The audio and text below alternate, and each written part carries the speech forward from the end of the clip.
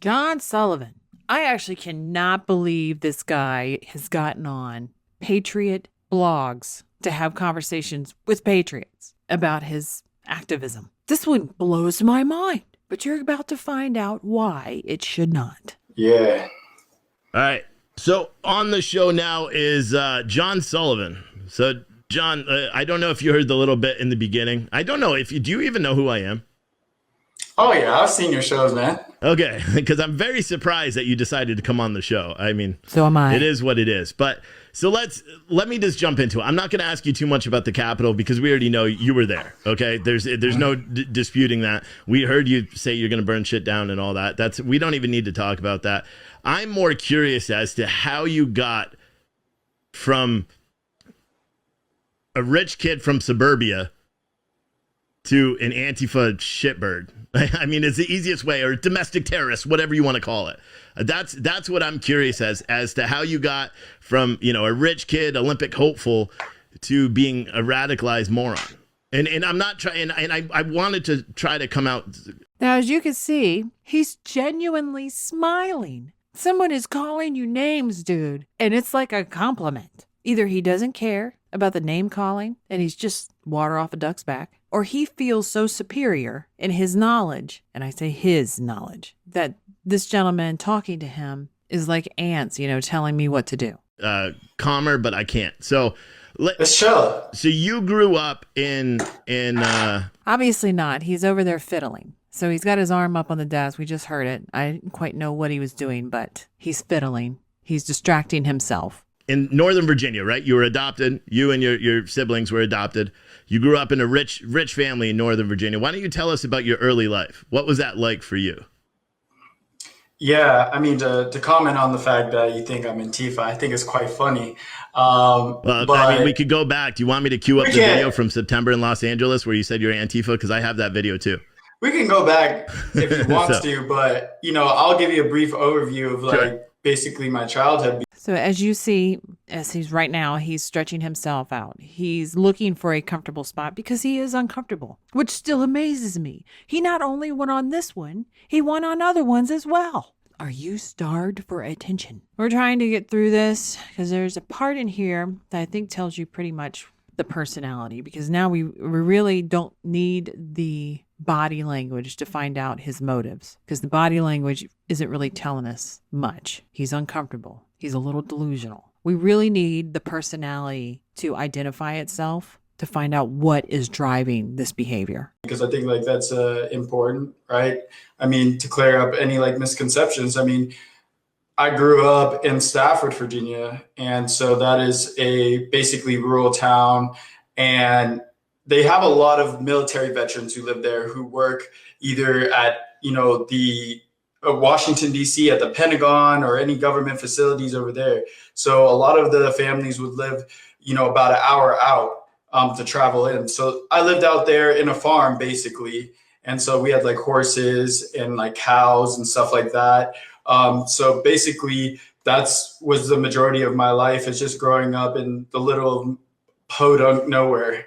Rich. I mean, Stafford is one of the most expensive cities in the most expensive counties in the United States. And I mean, I don't want you to pretend like your family wasn't super wealthy, because we all know that's not true, right? Your family was super wealthy. Your dad worked at the Pentagon until he retired from the Pentagon, and then worked for DOD as a DOD contractor for years and years. So we know that. So let's skip ahead, because you're trying to say that didn't happen. So Well, do you know the fact that my dad he went bankrupt? So we're not a wealthy family at all. You can look that up. All right. Now, if you've seen this, he's describing that they lived in the middle of nowhere. It was podunk, as he describes it. They're surrounded by a whole bunch of military people that would drive an hour in. So, the military has money. But his father, who works for the DOD and retired, he was oppressed. He didn't have what the military kids had. He lived on a farm with animals. And so you're already starting to see this personality come out, and his body language confirms that he's being honest with you. He's uncomfortable as hell because of the situation that he put himself in, but he's being honest with you. His narrative at this moment, and it will go on, is what he did not have what the others had. He was oppressed. Okay. Now it goes further into later as he's starting to now, that they had to file bankruptcy. Now, we really don't know why they had to file bankruptcy, because you can kind of put two and two together. You have a steady income and a job that you're with. It's not like you get into a job and the government job in the next year, you don't make as much. That doesn't happen in a government job. You always make more because you're always getting a pay raise. So it makes it easier if you're that employee to plan how you spend your money. And it's very obvious that with the financial issues that family had, they didn't spend within their means.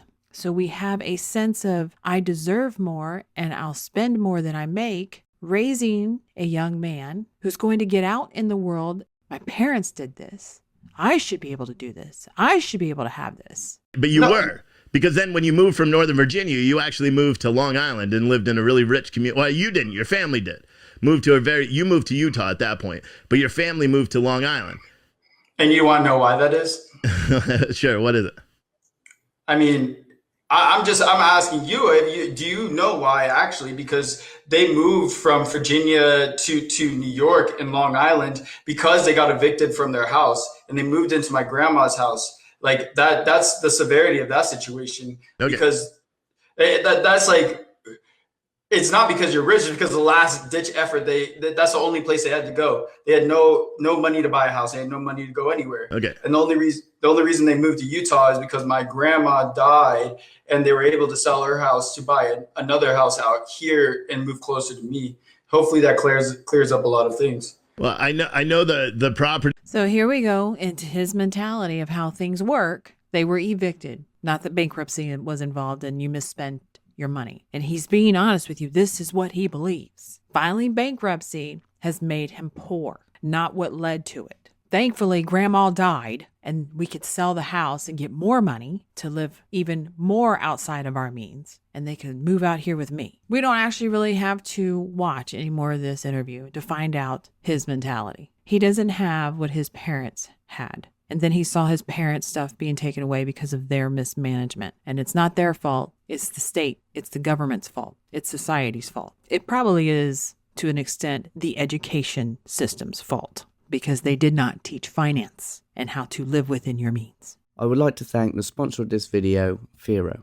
Firo is one of the few cryptocurrency projects that I respect. Unlike most other cryptocurrencies, Firo is focused on safeguarding your financial privacy without compromising on trustlessness, which means no third parties are required, and transactions are private by default.